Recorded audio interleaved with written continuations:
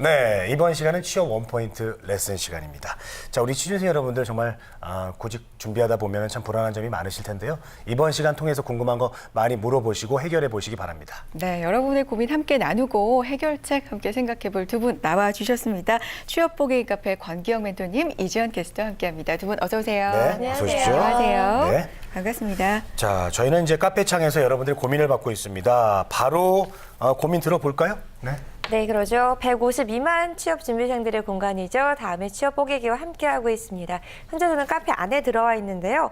취업 원포인트 레슨 또 고민이 많이 올라와 있었는데 제가 첫 번째로 고른 고민은요. 필기시험 준비하시는 분의 고민을 골라봤습니다. 네. 제목을 보니까 은행, 항공사, 공기업 등의 일반 상식 문제라는 그런 제목인데요.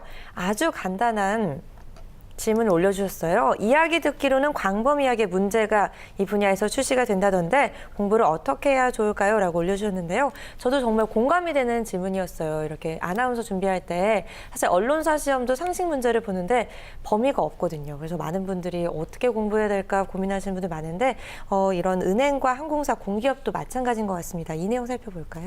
은행, 항공사, 공기업을 이렇게 콕 집어서 말씀을 해주신 걸 보면 이 세 분야가 좀 희망 분야가 아니실까 이렇게 추측을 해보게 되는데 상당히 인기가 많고 경쟁률이 치열한 곳이니까 정말 네. 준비도 철저하게 필요하겠죠. 일반 상식이라고 해도 이제 솔직히 그냥 뭐 아무 준비도 안 된 상태에서 풀 수 있는 문제는 아닌 것 같고요. 네. 다방면으로 여러 가지로 좀 많이 알고 있어야 되고 공부도 좀 많이 해야 될 것 같아요. 맞아요. 준비하시는 분들은 막막할 것 같습니다. 네, 그렇죠. 범위가 일단은 어마어마하게 방대하기 때문에요. 네. 사실 일반 상식이라고 하면 말로는 이제까지 살아왔던 요 세월 속에서 겪어냈던 어떤 일반 상식이다라고 하지만 사실은 공부해야 되는 상식이잖아요. 네. 그래서 정치, 경제, 사회, 문화, 과학 정말 포괄적으로 아주 광범위한데요.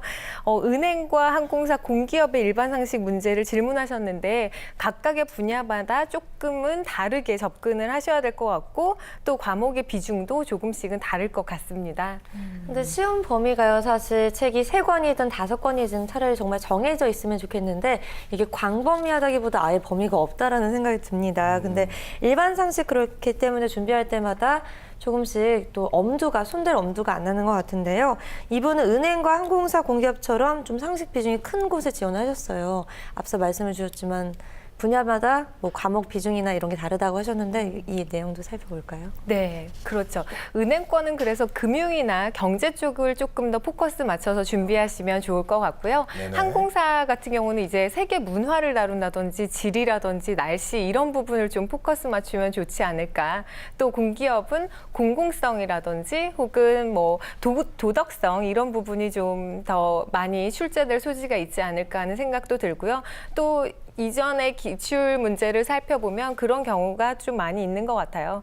그리고 일반 상식 문제를 면접용으로만 준비하셔도 되는 곳이 있고요. 또 필기시험을 준비하셔야 되는 것도 있고 각각의 분야별로 그리고 기업별로 혹은 기관별로 다르게 접근하셔야지 또 일반 상식 문제 잘 푸실 수가 있을 것 같습니다. 네, 범위가 물론 없고 굉장히 광범위하지만 지원하는 분야별로 중요하게 좀 더 중요하게 생각하는 건 분명히 있을 테니까 좀 전략을 잘 짜보시면 좋을 것 같은데 문제는 이 시간이 좀 부족하다는 겁니다. 단기간에 효과적으로 공부하려면 어떤 방법 쓰면 좋을까요? 네, 준비해야 될 게 일반 상식 외에도 뭐 영어나 다른 스펙들이 많이 있잖아요. 그래서 네. 단기간에 공부할 수 있는 3가지 방법 제안해드리고 싶은데요.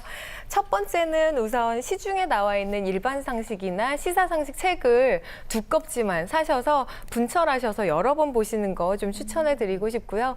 키워드 되는 거나 혹은 뭐 중요한 것들은 따로 메모해 두셨다가 시험 보기 직전에 한 번 더 다시 리뷰해서 훑어보는 정도로 활용하시면 좋을 것 같습니다. 그리고 두 번째로는 지원하려는 분야별로 그룹별로 이제 온라인 카페에서 족보도 또 나름 나와 있는 족보들도 많은데요. 저희 취업 보객이 카페에도 또 족보들이 나와 있어요. 네. 이런 모임에 참여하셔서 같이 공부하는 것도 상당히 시간도 아끼고요. 또 같이 같은 분야를 같이 공부할 수 있어서 좋을 것 같습니다. 또 세 번째는 인터넷 강의를 통해서 바짝 그 일반 상식 단기 특강을 들어보시는 건데요. 이전에 출제되었던 그런 기출 문제들 경향을 전문가가 분석해 주니까 조금은 시간적으로 조금 더 그 노하우를 빨리 쉽게 터득할 수 있는 그런 방법이 되지 않을까 하는 생각이 듭니다. 공부 방법은 각자의 스타일에 따라서 다 다르겠지만요. 어쨌거나 공부 방법이 나한테 뭐가 더 효율적일까를 좀 따져보셔서 지혜롭게 그리고 방대한 공부량에 지치지 않게 꾸준히 잘 공부하셨으면 좋겠습니다. 네. 네, 그렇군요. 다음 고민도 계속해서 그럴까요? 살펴볼까 하는데요. 이력서 요즘 불필요한 기재사항, 뭐 사진이나 이런 거 넣지 말라 하는 기업들도 점점 늘고 있잖아요. 그런데 아직까지도 또 관행대로 이런 불필요한 것들을 요구하는 기업들이 많은 것 같습니다. 그에 대해서 좀 속상한 경험을 하신 분 같은데요.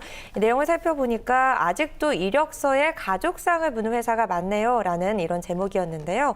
내용을 보니까 가족 학벌, 뭐 직장, 주거 형태, 몸무게, 종교키 이런 거 묻는 회사가 참 많네요. 증명사진까지는 이해하지만 또 다른 나라는 인종차별이라고 생각해서 사진도 나이도 안 묻는다던데 가족들 직장 학벌, 주거 형태 알아서 뭐 하게라고 약간 격하게 네, 반말로 분노를 표출해 주셨습니다. 아직도 우리나라 바뀌어야 할 부분 너무 많은 것 같다 이렇게 써주셨는데 사실 질문이라기보다는요. 좀 많은 구직자들이 공감할 만한 넋두리가 아닌가 이런 생각이 듭니다. 아니 근데 진짜 이 말투에서 그 분노 이런 게 좀 네. 느껴지고요. 그래요. 그래요. 정말 가족들 직장과 학벌 이런 거 알아서 정말 뭐 하려고 그러는 걸까요? 이력서에 이런 가족상 묻으면서 어떻게 생각하세요, 재건 씨는? 좀 별로죠. 뭐 그쵸. 저기 그렇게 안 물어봐도 가족들 다 잘 있어요. 다 잘 있고 학벌도 다 열심히 공부를 해왔고 다 잘 있습니다. 그럼 안 맞아요. 물어보셔도 되고 왜 쓸데없이 남 걱정을 하고 그러시는지 모르겠네. 본인 것만 물어보면 되죠. 예. 해외에서 우리 저 이지연 캐스터가 있으니까 물어봐야겠다. 그 해외에서는 이력서에 이렇게 뭐 가족 뭐 이런 거 물어봅니까? 아니요, 절대 그런 걸 안 물어보고요. 디자인, 예술 쪽 이런 포트폴리오 내는 거 아니면 정말 이력서는 딱 2장입니다. 이 커버레터하고 레저메 이렇게 이력서와 자기소개서 딱 2장만 어느 회사든 받는데요. 그런 사진이나 말씀해 주셨지만 이런 거 전혀 하지 않습니다. 네, 레저메 이력서예요. 네. 그 딱 끝이에요, 그게? 네, 그렇게 딱 네. 2장만 제출하기 때문에 이름이나 이런 백그라운드에서 뭐 약간 인종 같은 거 유추해 볼 수는 있겠지만 그래도 얼굴 보고 피부 색깔 보고 뽑겠다 이런 건 절대 없기 때문에 면접 때까지 절대 모릅니다. 그래요. 괜찮다. 깔끔하네. 우리나라도 이제 좀 이런 분위기가 확산이 되어가고는 있지만 아직까지 이렇게 고민 올려주신 분처럼 완전하진 않아요. 아직까지도 왜 이력서 면접에서 이런 거 계속 묻고 있는 걸까요, 민토님? 그러게요. 저도 이 사례 보면서 조금 속상했어요. 네. 정말. 되게 속상해하시네요. 네. 그 기업체 입장에서는 근데 또 이렇게 이해할 수 있을 것 같아요. 굳이 이제 이해를 해보자면 네. 지원자가 어떤 환경에서 가정 환경이 상당히 중요하긴 하잖아요. 근데 어떤 가정 환경에 어떤 분위기에서 자랐는지를 좀 물어보고 싶고요. 그리고 어떤 회사에서는 본인들이 갖고 있는 사업과 뭐 이 지원자의 아버지나 어머니가 하시고 있는 일과 어떤 부분이 접목되어질 수 있을까 이런 것들을 가늠하는 회사들도 좀 있다고 봐요. 그리고 경영자가 모태로 갖고 있는 어떤 가치관이나 혹은 신앙 같은 부분이 있잖아요. 이런 부분하고 또 상충이 되면 안 되니까 충돌이 되면 안 되니까 그런 부분들을 좀 처음에 걸러내려고 하는 그런 여지가 있다고 생각이 듭니다. 네. 그래도 여전히 어쨌거나 그 몸무게나 키 혹은 사진으로 해서 먼저 외모부터 거르겠다 혹은 가족 관계로 거르겠다 하는 건 좀 문제가 심각하다고 봅니다. 하지만 우리나라 채용 문화에서도요, 반가운 거는 이런 부분이 상당히 많이 사라져 가고 있고요. 또 올해부터 더 활발히 도입되는 그 국가 직무 능력 표준 있잖아요. 네. 그런 부분 때문에 이력서나 자기소개서 받을 때도 직무 중심으로 이 사람이 무슨 능력을 갖고 있는지 또 얼마만큼 준비했는지에 따라서 뽑겠다 하는 의지가 더 강해지고 있습니다. 네, 알겠습니다. 근데 이제 이력서에 그래도 이런 항목들이 만약에 주어졌어요. 있잖아요. 그래서 그걸 공간으로 그냥 놔둘 수는 없잖아요. 써야죠, 뭐라도. 예, 저는 그렇죠. 이제 뭐 배가 나왔다 이렇게 쓸 수는 없잖아요, 제가. 키가 작은 분들은 키를 또 그대로 쓰면은 또 불이익을 왠지 당할 것 같고 어떻게 됩니까? 그렇죠. 근데 우리 취업할 때는 어쨌거나 첫째도 자신감, 둘째도 자신감이잖아요. 그래서 키가 아무리 작더라도 뭐 그 공간을 뭐 150cm다 만약에 키가 근데 그걸 남겨놓을 수는 없지만 쓰되 내가 이렇게 키가 작지만 나는 남들한테 뭔가 조금 더 쉽게 친근하게 다가갈 수 있는 외모다 보니까 커뮤니케이션에선 더 능력 있고 자신이 있습니다라는 나만의 어떤 당찬 자신감이 일단 필요할 것 같고요. 네. 자기소개서에서 또 내 직무를 얼마만큼 강하게 내 강점과 장점을 어필할 수 있느냐가 훨씬 더 많은 영향을 줄 거라고 생각이 듭니다. 네. 기죽지 마시고 그냥 자기의 업무 그리고 내가 할 수 있는 능력에 따라서 이력서와 자기소개서 작성하시면 좋을 것 같습니다. 그래요. 네. 네, 단점을 장점으로 잘 해보시기 바랍니다. 네, 계속해서 빠르게 다음 고민도 살펴볼까 하는데 제목부터 간결해요. 식품회사 이렇게 딱 써주셨고요. 내용도 정말 간결합니다. 네. 식품공학과 나와서 갈만한 식품회사 어디가 있는지 알고 싶습니다라고 써주셨는데요. 네. 식품 이 공학과 나오셨는데 회사를 고민하고 계신가 봐요. 네. 그래요. 식품공학. 권 선생님 일단 식품공학과가 어떤 학과인지 그거부터 좀 알아봐야 될 것 같은데요. 네, 식품공학과는요, 최근에는 식품생명공학과라는 분야의 이름으로 점점 더 인기가 높아지고 있는데요. 네네. 과거에는 우리가 뭐 맛있는 음식 어떻게 하면 영양가 있게 만들까 그 정도였다면 지금은 인체를 건강하게 해주면서 뭔가 더 식품을 개발시킨다는 그런 명목으로 이런 과들이 또 대우를 받고 있습니다. 네, 그렇군요. 예전에 식품 영양학과 생각을 하면 영양사로 취업을 하는 경우가 많았는데 식품공학은 좀 더 또 다르게 느껴지거든요. 네. 주로 어디로 취업하게 될까요? 어떤 분야로? 네, 일단 가장 대표적인 게 뭐 CJ나 롯데, 농심, 혜태, 동원, F&B 같은 식품 산업의 대기업에 취업하는 경우가 많이 있고요. 네네. 또 농림수산식품부라든지 식약청을 비롯한 식품 및 보건 관련 정부기관과 한국식품연구원 같은 이런 연구기관에 취업하는 경우가 많이 있습니다. 네. 그리고 신세계나 농협 같은 식품 유통업체도 있고요. 건강기능식품 사업부를 갖고 있는 제약회사들 요즘에 많이 생겨나고 있거든요. 그런 사업 부분으로 취업을 하는 경우도 있습니다.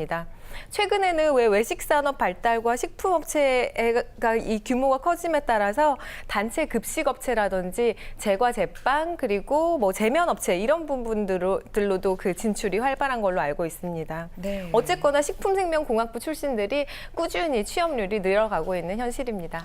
네, 식품 유통부터 제약회사까지 정말 선택의 폭이 넓다라는 생각이 드는데 사실 건강한 먹거리에 연결돼 있다 보니까 자격증 같은 것도 좀 연관이 돼 있을 것 같아요. 어떤 자격증 딸 수 있을까요? 네, 같이 연관시킬 수 있는 자격증으로는요. 식품기사, 식품산업기사, 또 식품위생사, 생명공학기사, 품질관리기사 같은 자격증을 같이 취득하시면 기업체에 취직하시거나 혹은 기관에 취업하실 때 큰 도움이 되실 수 있을 것 같습니다. 차근차근 같이 준비하시면 좋을 것 같습니다. 네. 다 사자가 많이 들어가네요. 기사. 사자가 정말. 네, 방금 소개해드린 이런 자격증 또 참고해 보시면 좋을 것 같습니다. 네. 자, 취업 원포인트 레슨 오늘도 이렇게 여러분의 다양한 고민과 함께 했습니다. 네. 다음 시간에도 함께 해야 되겠죠? 그렇습니다. 네. 저희 취업 원포인트 레슨의 질문 글 많이 남겨주시기 바라겠습니다. 자, 오늘 수고해주신 권기영 멘토님, 이지영 캐스터 고맙습니다. 감사합니다. 네, 고맙습니다. 우리는 취업 준비생에게 힘이 되고 싶었고 그들이 든든한 사회의 일꾼이 되길 바랬습니다.